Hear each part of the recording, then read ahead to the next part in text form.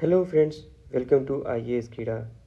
तो अभी से ठीक 30 दिन बाद मतलब कि 28 मई को यूपीएससी 2023 प्रीलिम्स होने वाला है। तो ये लास्ट का जो हमारा 30 दिन है उसमें हमारी क्या स्ट्रैटेजी होनी चाहिए, इस वीडियो में हम डिस्कस करने जा रहे हैं। इस हमारे साथ बने रहिए और आपके जो बहुत सारे डाउट्स होंगे इस वीडियो में मैं कोशिश करूँगा कि ज़्यादा से ज़्यादा आपका जो डाउट है वो कवर हो जाए। तो सबसे पहले जो इशू आता है कि आखिर अब बस 30 डेज़ ही बचा है तो हम क्या करें। बहुत लोगों को ये लगता होगा कि हमने पूरी चीज़ें पढ़ ली है लेकिन कुछ याद नहीं है, एंजाइटी होगा, कुछ लोग का कुछ पोर्शन छूटा होगा, कुछ लोग मॉक फुल लेंथ मॉक देना अभी स्टार्ट किए होंगे। तो जैसा भी है, आप ये समझिए कि ये जो लास्ट जो हमारा 30 डेज़ है ये बहुत ही क्रूशियल है और ये मेक एंड ब्रेक है। मतलब कि आप अगर इन 30 डेज़ को बहुत अच्छे से यूटिलाइज़ करें तो प्रीलिम्स में आसानी से निकल सकते हैं। अगर आप 30 डेज़ को अच्छे से नहीं कर रहे हैं तो फिर आप प्रीलिम्स में हो सकता है कि आप प्रीलिम्स क्लियर भी ना कर पाएँ। तो चलिए स्टार्ट करते हैं कि सबसे पहले ये देखते हैं कि हमारा रिवीजन स्ट्रेटजी क्या होना चाहिए। तो अभी तक मैं एज्यूम करता हूँ कि आपका जो सिलेबस है प्रीलिम्स का वो एक तरह से लगभग कवर हो चुका होगा। छोटे मोटे पोर्शंस छूट गए होंगे लेकिन जो मेजर जो सब्जेक्ट्स हैं, polity, economics, modern history, geography, ये सारी चीज़ें कवर हो गई होंगी। और आप अभी जो करंट अफेयर्स होंगे और जो भी सब्जेक्ट्स हैं like art and culture, medieval, ancient history, ये सब पर आप फोकस कर रहे होंगे। तो ये जो 30 डेज़ है इसमें हमें रिवीजन करना है, ठीक है। कोई नया सोर्स नहीं उठाना है, ठीक है। ऐसा नहीं कि चलो मतलब एक नई इन्वायरमेंट की बुक मुझे मिल गई तो चलो अब उसको चैप्टर 1 से पढ़ना स्टार्ट करते हैं, नहीं, बिल्कुल नहीं, ठीक है। जो आपने सोर्स रेफ़र किया है अभी तक डिफरेंट सब्जेक्ट्स के लिए, बस आप उसी से रिवीजन कीजिए। और तो और ऐसा नहीं है कि लेट से कि मॉडर्न हिस्ट्री आप रिवीजन कर रहे हैं। ऐसा नहीं है कि अब हम स्पेक्ट्रम उठाएं और चैप्टर 1 से पढ़ना शुरू करें, नहीं, ऐसा मत कीजिए। अब आपने हाईलाइट किया होगा, कुछ कुछ लिखे होंगे, बस उसी को पढ़ना है। अब मैं मॉडर्न हिस्ट्री की बात करूँ तो इसके जो लास्ट जो बुक के लास्ट में आपको जनरली क्या है कि समरी दी हुई है कि गवर्नर जनरल्स के नाम दिए हुए हैं और उनके कार्यकाल में क्या क्या हो वो सारा ब्रीफली दिया हुआ है। तो बस आप उसको रिवीजन कीजिए। और एक अलग स्ट्रैटेजी है रिवीजन करने की कि rather than going subject by subject, क्योंकि 30 दिन बचे हैं। तो 30 दिन बचे हैं तो अगर आप लेट से कि 2 दिन पॉलिटी को देते हैं, 4 दिन मॉडर्न को देते हैं, बाकी ऐसे ऐसे करते समय आपको लगेगा कि मतलब कि 15 दिन हो गए और मैंने पॉलिटी बस एक बार की है, बाकी समय तो कुछ किया नहीं है। तो उससे बेटर एक स्ट्रैटेजी ये है कि आप मॉक टेस्ट ड्रिवन स्ट्रैटेजी को फॉलो कीजिए। आप ऐसा कीजिए कि फुल लेंथ मॉक दीजिए, फुल लेंथ, ऐसा नहीं कि पार्ट टेस्ट देना है, ठीक है। फुल लेंथ टेस्ट दीजिए, आप उसको एनालाइज कीजिए। अब जैसा हुआ कि मान लिया कि पॉलिटी से क्वेश्चन आया एक फंडामेंटल राइट्स पर, आप उस क्वेश्चन को आपने गलत कर दिया, तो आप क्या कीजिए कि लक्ष्मीकांत खोलिए जो या फिर जो भी आपके नोट्स हैं वो रिफ़र कीजिए और वहाँ से फंडामेंटल राइट्स वाला जो चैप्टर है, जो नोट्स है, आप उसको रिवाइज़ कर लीजिए, ठीक है। साथ साथ ऊपर नीचे और भी जो चीज़ें हैं फंडामेंटल राइट से वो देख लीजिए। तो इससे क्या होगा कि आपका टेस्ट ड्रिवन हो जाएगा रिवीजन, और ऐसा आपको फुलफिलिंग होगा कि चलो मतलब मैं पूरी तरह से सारे सब्जेक्ट को एक साथ लेके चल रहा हूँ। तो आपको ये करना है कि कुछ नया एडिशन नहीं करना है। आपका जो आपने जो मटेरियल रेफ़र किया है वो मोर देन सफिशिएंट है, उसको रिवाइज़ कीजिए और मॉक टेस्ट ड्रिवन रिवीजन कीजिए। नेक्स्ट आता है PYQ। होप आप लोगों ने PYQ कर रखा होगा। आप ब्रीफली एक बार PYQ और एनालाइज़ कर लीजिए, एक बार और देख लीजिए। इससे क्या होता है कि मतलब कि एक बार रिवीजन भी हो जाएगा और क्या है कि दिमाग में चीज़ें मतलब फिर से आ जाएंगी, और साथ साथ ऑप्शन भी देखिए। बहुत बार ऐसा हुआ है कि जो यूपीएससी है, मान लीजिए कोई क्वेश्चन है और उसमें एक ऑप्शन दिया हुआ है, तो अगली बार क्या है कि उसी ऑप्शन को एक क्वेश्चन के फॉर्म में पूछ दी है। तो आप इस चीज़ का ध्यान रखिए। PYQ is very important. At least last के 10 ईयर्स के तो PYQ आपके टिप्स पर होने चाहिए। फिर मॉक टेस्ट, मैंने अभी जैसा बताया कि मॉक टेस्ट जो है आप फुल लेंथ मॉक टेस्ट दीजिए। पार्ट देने का अभी कोई सेंस बनता नहीं है। ठीक है। अब फुल लेंथ दे रहे हैं तो एक मतलब प्रिंट आउट ले करके दीजिए, मतलब सारे नहीं, एटलीस्ट वीक में एक बार आप क्या कीजिए कि प्रिंट आउट लेकर के बैठिए, एक OMR शीट लेकर के बैठिए, ठीक है, और उसको लिखिए और उस पर क्या कीजिए कि बबल मार्क कीजिए। क्यों? क्योंकि ऐसा हो सकता है कि मतलब जनरली 10 to 15 मिनट्स आपके लगेंगे बबल मार्किंग में, ठीक है, तो उसको भी फैक्टर करना है। नेक्स्ट है करंट अफेयर। तो करंट अफेयर अभी आपका चल ही रहा होगा, तो ऐसा नहीं है कि जो प्रीलिम्स है वो करंट अफेयर है या फिर जो करंट अफेयर है वही प्रीलिम्स है। तो करंट अफेयर का जो वेटेज है सर्टेनली इंपॉर्टेंट है, लेकिन ऐसा नहीं है कि आप जो स्टैंडर्ड सोर्स है उसको नेगलेक्ट करें कि बस 30 दिन में करंट अफेयर ही पढ़ रहा हूँ। नहीं, सब सब्जेक्ट को साथ साथ लेके चलना है हमें। फिर उसके बाद आती है CSAT की। मैं कुछ एस्पिरेंट से इंटरेक्ट कर रहा था तो उनका सबसे बड़ा प्रॉब्लम है कि CSAT में अभी भी परेशानी हो रही है। कुछ लोगों का ये स्ट्रैटेजी है कि मैं सिर्फ इंग्लिश कॉम्प्रिहेंशन करूँगा और मैथ्स और रीजनिंग छोड़ दूँगा। तो ऐसा बिल्कुल मत कीजिए, क्योंकि ऐसा होता है कि UPSC के जो कॉम्प्रिहेंशन, अब जो इंग्लिश कॉम्प्रिहेंशन हो रहा है वो काफ़ी ट्रिकी है and it is very difficult to distinguish between two close option, right? Even the coaching institutes which are giving answer after the examination, their experts are also confused. You will find many coachings whose answer differ. Let's say there is a coaching A है या फिर B है, इसने किसी comprehension question A दिया हुआ है तो दूसरे ने क्या किया है, B दिया है। तो यहाँ पर क्या है कि कन्फ्यूज़न है, एक्सपर्ट्स को भी प्रॉब्लम आ रहे हैं, लेकिन फाइनली क्या होगा कि वही आंसर सही होगा जो UPSC का जो ऑफिशियल की है वो डिक्लेयर करेगा। तो आप बस ऐसा मत कीजिए कि इंग्लिश कॉम्प्रिहेंशन पर ही डिपेंडेंट रहिए।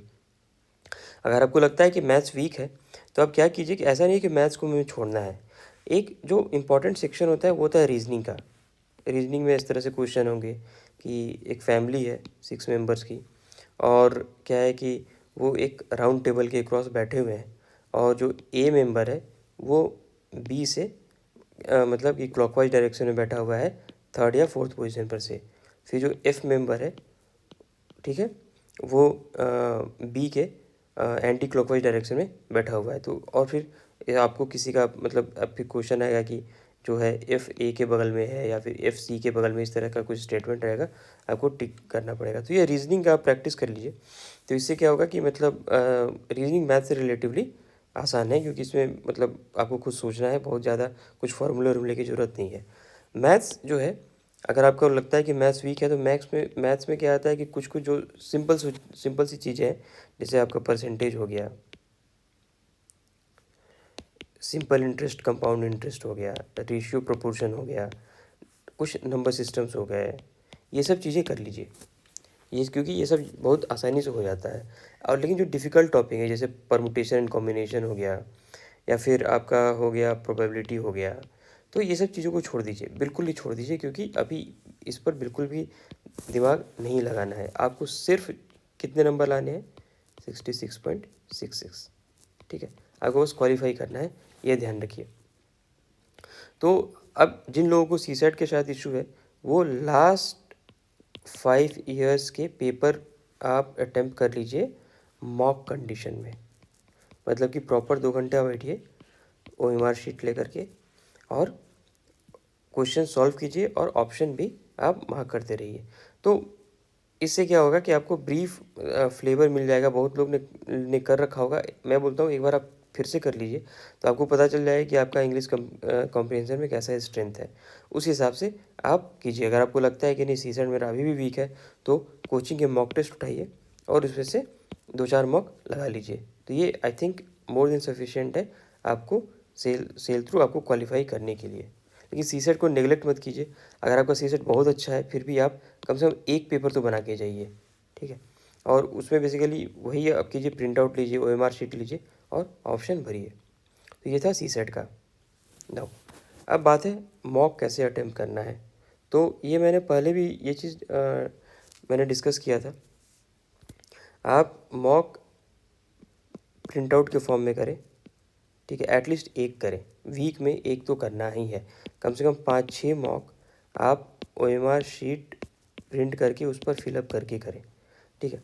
बाकी जो है आप ऑनलाइन मॉक भी दे सकते हैं।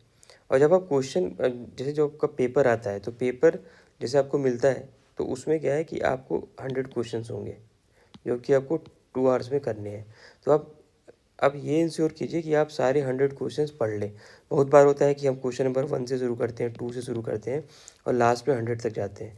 बीच में हमारा टाइम ख़त्म हो जाता है, लास्ट के 10 क्वेश्चंस छूट जाते हैं। तो फिर हम फिर हमको बाद में देखने पर लगता है कि यार ये इस 10 में से तो 5 मुझे आता था, तो फिर आपके यहाँ पर मार्क्स कम हो जाते हैं। ऐसा नहीं करना है। तो बेसिकली सबसे पहले जैसे आपको पेपर मिलता है, आप पन्ने पलट के देख लीजिए, और जो फर्स्ट राउंड में कम से कम आपको 25 से 30 ऐसे क्वेश्चन मिलेंगे जो बिल्कुल आता होगा, उसको कर लीजिए। सेकेंड राउंड में जो भी 50-50 वाला है उस पर देखिए। थर्ड राउंड में उसमें थोड़ा और एनालिसिस चाहिए, या तो बहुत नहीं आता है या तो बहुत बस एक ऑप्शन आता है, तो उस पर थोड़ा विचार कीजिए।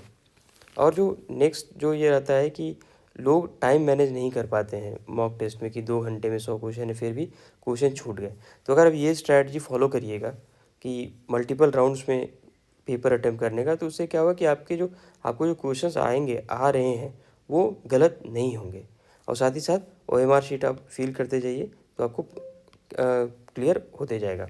एक जो क्वेरी आई थी हमारे पास कि OMR शीट कैसे भरा जाए, या तो एक है कि आप पेपर के लास्ट में मतलब 1 घंटा 50 मिनट तक पेपर कीजिए, फिर 10 मिनट में लास्ट का सारा OMR भर लीजिए, बबल मार्क कर लीजिए। दूसरा क्या है कि हर क्वेश्चन के बाद OMR भरिए। ठीक है, मैं ये मानता हूँ कि ये दोनों ही स्ट्रैटेजी सही नहीं है। पहला क्या है कि पहला अगर आप बस ये सोच रहे हैं कि लास्ट के 10 मिनट में भरूंगा, तो हो सकता है कि 10 मिनट में आप बस 80 बबल ही मार कर पाएँ, आपका 4-5 बबल छूट जाए, तो इससे आपको बहुत बड़ा नुकसान हो जाएगा। और उसमें होता क्या है कि थोड़ा सा घबराहट हो जाती है, तो गलती होने के चांसेस बहुत ज़्यादा हो जाते हैं। एक ही जगह आपने बी को टिक कर दिया। जो दूसरा है कि हर क्वेश्चन के बाद आप OMR में फिल कीजिए, तो इससे क्या होता है कि डिस्ट्रैक्शन होता है। ठीक है, तो इससे डिस्ट्रैक्शन होगा, फिर आप फोकस नहीं कर पाइएगा पेपर पर। तो मैं जो स्ट्रेटजी सही मानता हूँ, आप क्या कीजिए कि पहले पेपर जो है हाफ आवर तक अटेम्प्ट कीजिए, फिर उसके बाद बबल मार्क कर लीजिए। दूसरे केस में फिर नेक्स्ट हाफ आवर आप पेपर अटेम्प्ट कीजिए और फिर बबल मार्क कर लीजिए।